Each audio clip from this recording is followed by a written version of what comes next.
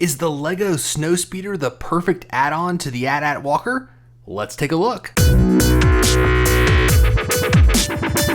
Hey guys, and welcome back to the Brick Professor. Today we're taking a look at the Snowspeeder from The Empire Strikes Back. It's set number 75049, and let's jump right into the stats. Remember, green means good, orange means okay, and red means not so good. It has 279 pieces, which is on the low side. It only comes with 3 minifigures, but that is typical for a set around this size.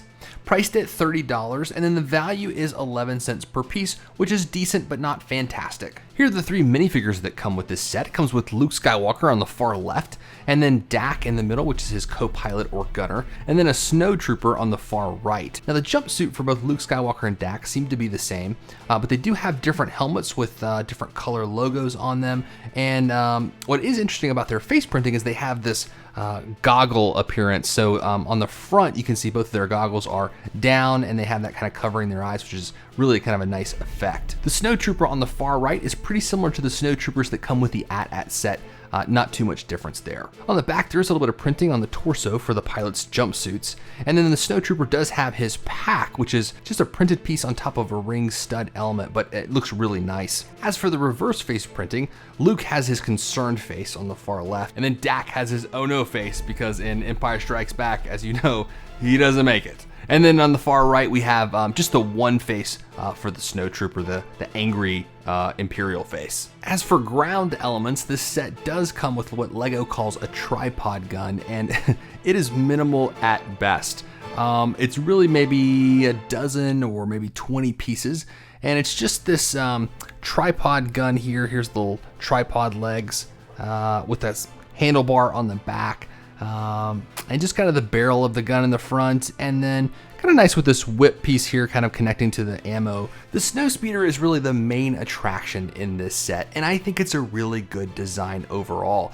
It's a fairly simple build and doesn't take too long to put together, but the end result is nice. So just kind of taking a tour here of the Snowspeeder. Starting in the front, there's a kind of a couple of cannons, and this is all one piece actually. This element in the back is connected to this rod in the middle. You do put this little cone cap on the front, but the rest of that's one piece, which is kind of interesting. And then that kind of connects back to these engines in the back along the side. And one really cool piece is these flaps open up here on the side, revealing some of the engine underneath. And what's really cool is that you can put those in different positions. Or you can have a guy working on them, or as he's flying around, you can raise and lower them, I guess, depending on how fast he wants to go. As you can see here from the front, both of the wings do slope down quite a bit, which matches the vehicle in the movie. It looks nice from the front. The bottom does not look fantastic. Got a couple pieces here to kind of rest on. And then you'll also notice there's a couple of missiles on each side, and those are those firing spring-loaded missiles. You just press on one end and those fire off. Coming back around to the side, you can see some nice detail on the front part of that engine. And then as you come around to the back, behind those flaps that we just looked at, there's the back of the engine here. The back has these great pieces as well as some kind of air scoops here on the side, and it just looks really nice. It looks kind of a large, wide engine. And then in the middle, you'll notice there's 2 things. There is one of those stud shooters here, and you can load that with just a typical clear stud that comes with it. Comes with about 5 or 6 of the blue clear studs, and you can fire those off. Now the winch and the tow cable is a pretty good build. It's one of the better winches that LEGO has right now. It's really just a string attached to this winch, and you can kind of pull it out here from the middle, and then to wind it back up, you can just twist it there. Now I like that the gears are big on the side. It is a little bit stiff to kind of turn. It's kind of difficult to turn these, and you do have to kind of hold a string there to make sure that it rolls back in and winds back in smoothly. The end of the harpoon does have a stud piece that's attached to the side, and the idea is that you could load it into this stud shooter and then fire the stud shooter, and that fires the tow cable. Great in theory, it kind of works. It's got 2 problems to it. There's just not quite enough strength to this stud shooter to be able to really fire both of those pieces.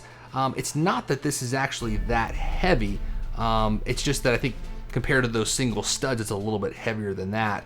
And then because this is a fairly stiff winch, you have to unroll the entire string first, and then you can fire it from there, because it's just definitely not strong enough to pull from that winch in the middle. So I wish that winch would fire just a little bit better and maybe the string was a little bit longer, but I'm glad they included it as a working element as part of this set. You'll also notice on the back of the cockpit there is a clear plastic windshield there, and really cool that the gunner can see out the back and operate this gun and operate the tow cable. I think that's really nice that they included that clear element on the back. The cockpit opens nicely with some hinges here in the back, and even though there are some hinges here in the middle, if you try to open it along those hinges, these kind of break off a lot. You can if you're very careful, but the real intention of the build, I think, is just to use those hinges in the back and open it as one piece. Inside the cockpit, there is room for 2 minifigures, so Luke can sit facing the front as the pilot, and then Dak can sit facing the back as the gunner and co-pilot. There's a spot right here in the middle where you can either put Luke's lightsaber or a couple of the guns that are included as part of this set. Alright, so let's talk ratings. I'm gonna give this set 3.5 stars. I like it. And in answer to our question earlier, is this the perfect add-on to your AT-AT Walker?